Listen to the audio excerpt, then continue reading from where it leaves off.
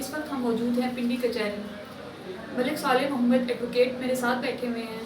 انہوں نے metro bus کی بندش کے خلاف ایک ریٹ دائر کی ہے, تو ان سے پوچھتے ہیں, وہ ہمیں بتائیں گے. جی سر. بسم اللہ الرحمن الرحیم. میں راولپنڈی بار کا ممبر ہوں اور میں نے میٹرو بس سروس جو گزشتہ 10 دنوں سے بند ہے اس کی بندش کے حوالے سے Lahore high court Rawalpindi bench میں ایک ریٹ پٹیشن دائر کی ہے کہ جو میٹرو بس سروس کی جو بندش کی وجہ سے لوگوں کے بنیادی جو حقوق ہیں متاثر ہو رہے ہیں. گزشتہ 10 دنوں سے جو ہزاروں مسافر ہیں وہ اپنے دفاتر میں بھی نہیں پہنچ سکتے, اور اس کے ساتھ جو طلبہ و طالبات ہیں وہ بھی اپنے تعلیمی سرگرمیاں جاری نہیں رکھ سکتے.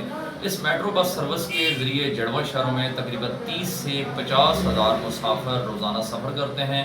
اس میٹرو بس سروس کی وجہ سے ان کے قیمتی اور بنیادی جو انسانی حقوق ہے وہ متاثر ہو رہے ہیں.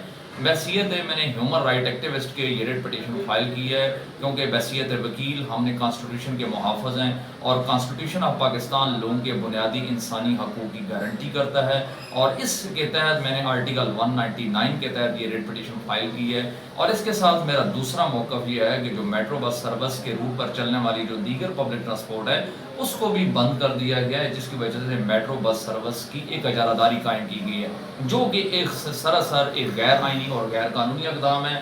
ہم یہ چاہتے ہیں کہ اس کے روٹ کے اوپر چلنے والی جو دیگر پبلک ٹرانسپورٹ ہے ان کے منسوخ شدہ روٹ بحال کیا جائیں اور فی الفور میٹرو بس سروس کو شروع کیا جائے تاکہ لوگوں کے جو قیمتی حقوق ہیں وہ متاثر نہ ہوں. شکریہ.